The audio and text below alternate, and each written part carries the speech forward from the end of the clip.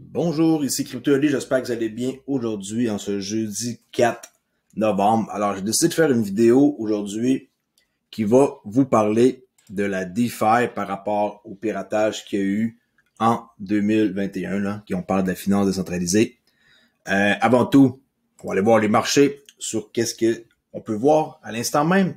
Bitcoin légèrement en recul, 61,842, Ethereum 4532, XRP 1,20$. Hein, il y a des bonnes nouvelles par rapport à XRP. C'est sûr que le prix bouge. Sinon, qu'est-ce qu'on voit d'autre? Solana, 240 plus 5%, très très solide. BNB, DOT, c'est pas mal ça que je vois, qui a de l'allure pour l'instant. N'oubliez pas que la finance décentralisée, la crypto, peu importe dans quoi vous êtes, si vous avez de la crypto à quelque part sur un endroit que c'est pas votre clé, je vous déconseille fortement, vous devriez absolument avoir votre propre clé. Comme ça, vous allez pouvoir dormir tranquille sur vos deux oreilles, comme on dit, avec ici le pouce empreinte biométrique, clé Decent, je suis partenaire avec eux. Ça vous tente de m'encourager à continuer ma chaîne, ben, voici un lien dans la description qui pourrait vous permettre de pouvoir économiser de l'argent et en plus protéger votre crypto, ce qui est très important. Les gens, des fois, ils hésitent à dépenser 109$, plus un peu de transport, plus de douane, ils hésitent. Alors, si vous pensez que votre argent ne vaut pas plus que 109$, ben, c'est à vous de décider. Moi, je vous dis que je dors tranquille depuis que j'ai ça. Et j'ai aussi plusieurs autres clés, un Trésor, Ledger. J'ai pas juste une Decent.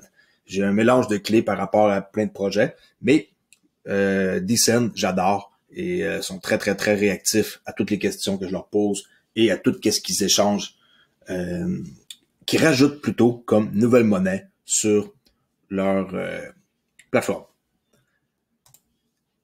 On peut nous suivre ici à crypto_oli_ sur Twitter, Ninjazé. Je suis pas méchant. Discord, c'est la place pour venir poser des questions à n'importe qui. C'est ici que ça se passe. J'ai des modérateurs en place. Moi-même, je réponds aux questions. Venez faire un tour. J'ai plein de catégories, plein de trucs ici qui vont se remplir avec le temps. Ça paraît impressionnant, mais faites-vous-en pas. Vous allez vous retrouver assez vite. OK? Et aussi, je voulais vous dire qu'on vient de franchir 135 000 nodes sur Stormblock. Yes, c'est le bon compte à suivre, c'est lui, 20 000 followers. OK. Faites attention, des fois, hein, faut vous faire avoir. Je sais qu'il y a une espèce de copie semblable qui s'appelle Strong Node. Allez pas là-dessus, c'est un scam, OK? Mais sinon, ils n'ont pas en tant que tel de personnes qui essaient de les imiter, là. Puis d'ailleurs, ils ont aucune concurrence dans ce qu'ils font. C'est ce qui fait en sorte que j'adore ce projet-là. Vous voyez, 135 000 nodes, 12 même. Ça va très, très, très vite, là. Ça grandit à une vitesse fulgurante. On voit qu'ils veulent avoir 50 protocoles et 1 million de nodes. Je crois sincèrement qu'ils vont arriver à cette vitesse-là. Alors, c'est parti. Je vais vous parler d'un article que j'ai trouvé intéressant sur le Journal du Coin. Je vais vous lire la lecture, ben oui, qui parle de tout ce qui est comme piratage de la finance décentralisée, qui a été piraté, des flash loans. L'article est vraiment intéressant. Je vais vous la lire, comme ça va vous informer que c'est très dangereux la finance décentralisée et que même les blockchains les plus connus, là, Ethereum, Binance Smart Chain, même Avalanche, ils ont eu deux hacks, n'est pas à l'abri de ce genre de situation-là qui peut arriver malheureusement. Il y en a qui se sont vraiment fait vider leur compte. J'espère que vous n'êtes pas inclus là-dedans. Alors, on décolle. C'est très très simple. L'écosystème de la finance décentralisée n'a cessé de croître au cours des 2 dernières années. On voit que c'est vraiment un truc qui grossit à une vitesse là que même moi, je n'avais même pas imaginé. Vous me parliez de finance décentralisée il y a 2 ans, j'avais aucune idée c'était quoi. OK? Ça fait même pas 1 an que je connais ça. Si bien que celui-ci a désormais atteint 255 milliards de dollars en TVL. J'ai déjà dit ce que ça voulait dire TVL, Total Value Lock. OK? La valeur qui est comme barrée, là. On peut dire qu'il est valeur Total Value Lock. Cependant, la nébuleuse des hacks continue de peser sur les protocoles qui appellent à s'assurer que leur contrat ne présente aucune faille. En 2021, on peut voir ici 1,4 milliard de dollars dérobés. J'ai bien dit 1,4 milliard. C'est énorme.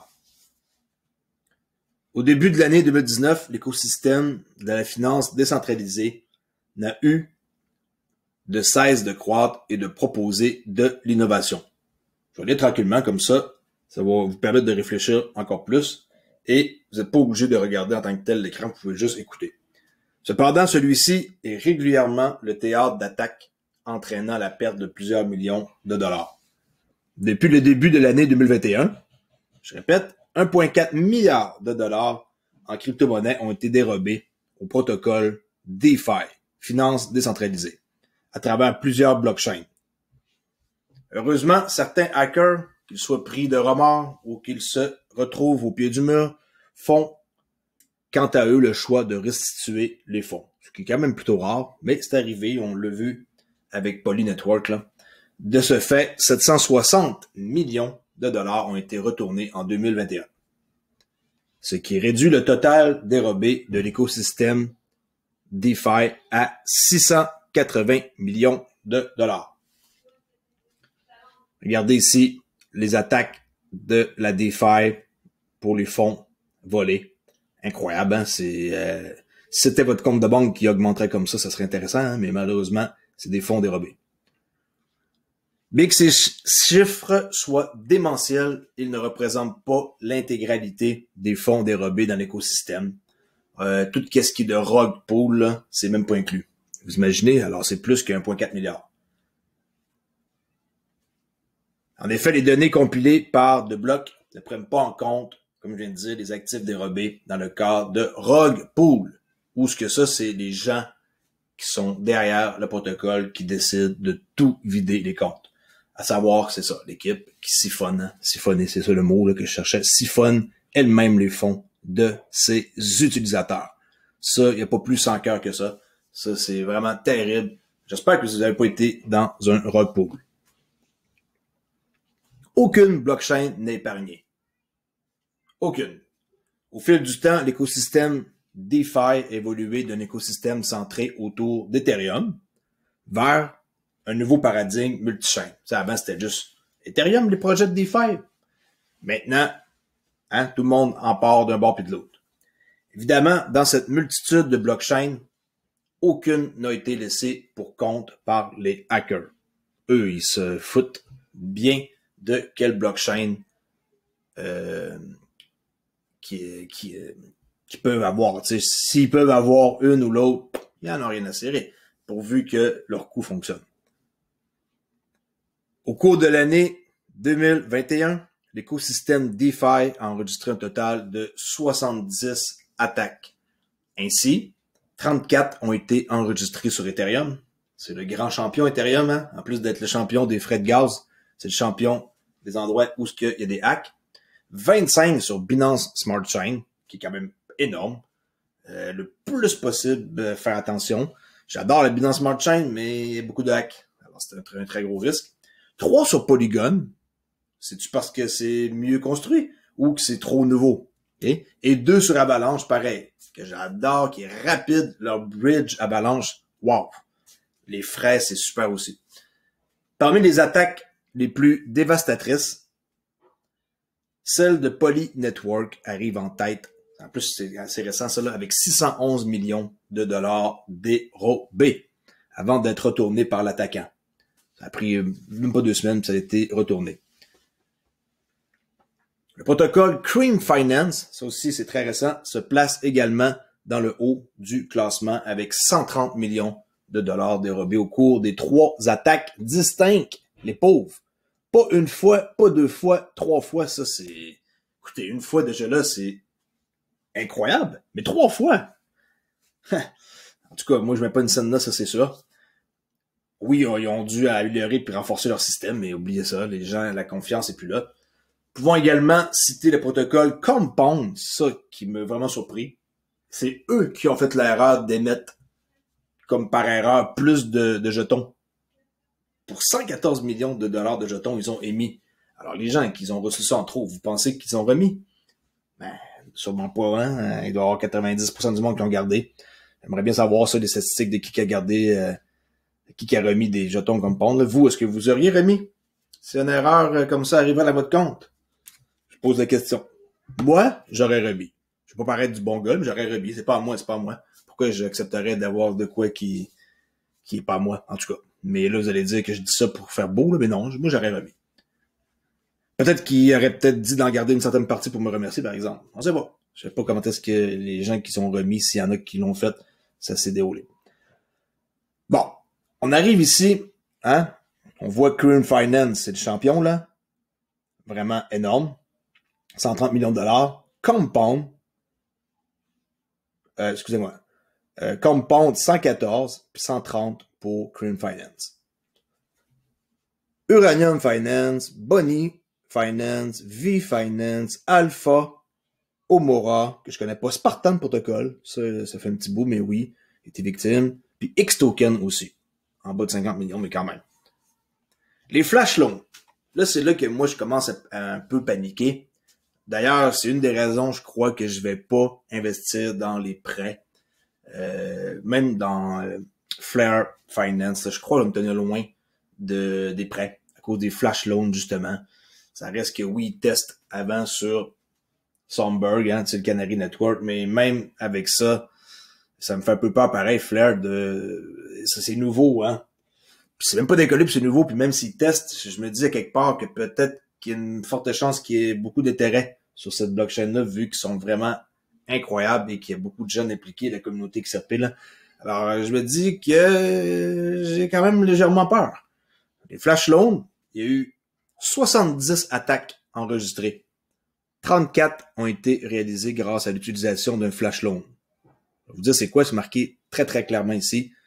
Un flash loan ou un prêt instantané, là, on veut emprunter de l'argent. Alors on met une somme, puis après ça, en collatéral, puis on peut emprunter. Okay, alors, un flash loan ou un prêt instantané est un type de prêt sans collatéral qui peut être contracté à la condition que celui-ci soit remboursé à la fin de la transaction. Je vous ai dit avec un collatéral, là, c'est sans collatéral, excusez-moi. Alors, je répète, un flash loan ou un prêt instantané est un type de prêt sans collatéral qui peut être contracté à la condition que celui-ci soit remboursé à la fin de la transaction. Ainsi, ces derniers permettent aux attaquants d'accéder aux fonds nécessaires pour mener leur attaque. Par exemple, l'attaquant du protocole X-Token, c'est le petit dernier ici, là, X-Token. OK. Qu'est-ce qui s'est passé avec X-Token? C'est que il y a eu un prêt d'effectuer de 270 millions de dollars en Ethereum pour siphonner l'équivalent de 24,5 millions de dollars dans les pools du protocole. OK, je répète. L'attaquant du protocole X-Token a effectué un prêt de 270 millions de dollars, ce qui est vraiment énorme. On s'entend que c'est pas une personne comme moi et vous, là. C'est des institutions. C'est qui se cache derrière un prêt gros même. 270 millions de dollars en Ethereum pour siphonner l'équivalent de 24,5 millions de dollars dans les pools du protocole. OK? C'est ça un flash loan. On peut voir que si on regarde dans le bleu marin ici, using flash loan, en 2021, vraiment, c'était la grosse mode, si on peut dire ainsi, là. Septembre 2021, octobre, je veux dire, pour septembre, sans flash loan, c'est ici. Okay? Fait que septembre, pas de flash loan, octobre, flash loan. C'est quoi, ils vont alterner? La prochaine shot, c'est sans flash loan. Enfin, ça part. Mais c'est inquiétant. On voit que c'est quand même pareil beaucoup, là, ici. Là, regardez, 150 millions, dans les 150 millions, au mois de mai 2021. Un mélange des deux, mais encore beaucoup de flash loan ici pour mai 2021. Comme par hasard, juste avant le crash boursier, là. Et ben, crash boursier. Ouais, hein, on peut dire un crash boursier, le fin avril, début mai, là, qui a reculé de 50% minimum le marché. La crypto. Alors, nous voilons pas la face, comme on dit si bien, là. Hein? Une bonne partie de ces attaques auraient pu être évitées. En effet, bon nombre de protocoles attaqués au cours de l'année n'avaient pas pris la peine de faire auditer leur smart contract. Hey, ça, c'est vraiment un signe à ma couleur, là. Si c'est pas audité, faites bien attention. En partant, c'est un mauvais signe. Mais, c'est pas parce que c'est audité non plus que ça peut pas être attaqué. Oubliez ça. Hein. Il y a plein d'endroits qui sont audités puis attaqués pareil. De nombreux protocoles développés à la va-vite ont attiré des millions de dollars d'actifs sans que leur contrat ait été testé ou audité. Il y a du monde là qui font faire un fork, là, ils copient, hein, mettons, avec quelques connaissances quand même, mais ils copient. Puis c'est tout, ils font juste changer le nom puis quelques petites affaires par-ci par-là. Puis ils ont une bonne équipe pour attirer du monde, marketing tout, et ils remplissent les coffres plutôt vite. Heureusement, de plus en plus de protocoles mettent en place des programmes de bug bounty qu'on appelle là, qui visent à récompenser les hackers qui sont bienveillants et qui détectent et font remonter les failles sans les exploiter. C'est du bon monde, des bons hackers, des white hats, on peut dire là. On appelle ça des bug bounty, des récompenses. Pas qu'est-ce que vous en pensez, ça reste que ça fait quand même plutôt peur. Je suis comme content d'avoir diversifié mes choses. Stromblock, quelques protocoles par-ci par-là. J'en parle un peu ici sur Discord. Quelques projets que je suis impliqué. Comme par exemple, si on regarde les nodes, qu'est-ce que j'ai? Ben, je vais avoir du pli bientôt là, qui va décoller. J'ai finalement décidé d'en acheter pour pas rater mon coup. Ben oui, je l'ai en acheté à 25 cents. Finalement, j'ai acheté plus cher. Puis c'est pas grave. Au moins, je suis dans le coup, je vais en avoir un. Il y avait un formulaire à remplir en passant là, que vous avez encore la chance de remplir pour pouvoir peut-être la chance d'avoir un rabais de 50% ou 90%, je me rappelle pas, qui va vous permettre de pouvoir acheter des plis pour pas cher. OK. Strong, bien sûr. Dans le revenu passif, je suis dans Exa, dans Grow, dans Giro, dans Climat, dans OHM assez pesant. Position Exchange, un petit peu, j'ai retiré ma mise. La plupart des endroits, j'ai retiré mes mises déjà. Times, aussi assez pesant. Smartcoin, que je continue l'aventure pareil jusqu'à la phase 10. On va voir si on va se faire avoir ou pas. Pour l'instant, je suis 50% perte. Sinon, aussi Z20. J'en ai rajouté d'autres aujourd'hui que je suis impliqué. Ça, c'est des projets que je suis impliqué puis que ça court quand même des bons risques. À vous de voir.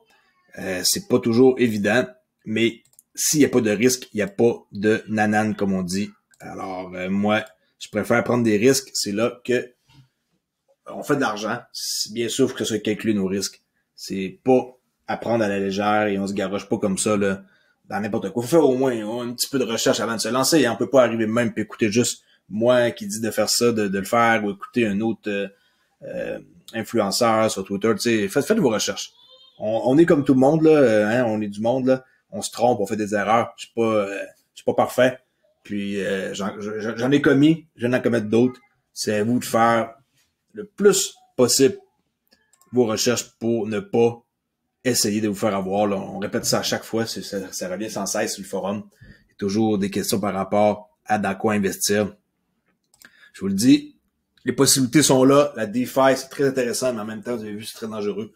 Il y a beaucoup d'endroits où il y a des hacks. Je sais pas si c'est pour vous, ça vous dérange, mais moi, ça commence à me déranger plus qu'avant. Maintenant que j'ai plus aussi d'intérêt dans ça, ben, quand je récupère ma mise de départ, je peux vous dire que je suis bien content et que je dors mieux tranquille. Puis en plus de dormir tranquille, ben, je m'organise pour mettre mes fonds sur ma clé Decent ici. N'oubliez pas, et m'encourager, acheter une clé. N'oubliez pas, des petits frais de douane puis de transport par la suite de la recevoir. Ça, très, très, très rapidement. Ça vient de la Tchécoslovaquie, je sais pas comment le dire, comme du monde, là. République tchèque, c'est plus facile à dire. Puis vous ne serez pas déçus, vous allez voir, j'en ai moi comme quelques-unes chez moi. J'en ai eu une aussi en cadeau, puis ma femme en a une. On peut mettre aussi les empreintes de d'autres personnes dans notre famille, enfants, là, que pour plus tard, si on décide, ben, ils peuvent utiliser la clé avec les fonds dedans. OK? Du ça même, soyez prudents, faites attention. Et aussi, juste ne pas oublier que pour recevoir notre airdrop de X-Fi, là, Experimental Finance sur Flair Finance, ça a été retardé. Au lieu d'être le 5 novembre, c'est retardé, je pense, au 12 ou 15. OK? Soyez patients, ils vont vous envoyer vos X-Fi avec la même quantité de Sonberg que vous aviez. Non, je fais une erreur en disant ça, excusez-moi. C'est pas le même pourcentage. OK, je pensais que c'était le même pourcentage, mais il y a un autre chiffre que j'avais en tête. En tout cas, vous allez recevoir votre airdrop de X5 un peu plus tard que le 5 novembre. Merci beaucoup et je vous dis à la prochaine vidéo. N'oubliez pas que je suis juste un homme et que je fais des erreurs comme tout le monde. Puis que vous devez faire vos recherches avant d'investir quoi que ce soit de votre compte de banque. Merci beaucoup. À la prochaine vidéo. Au revoir.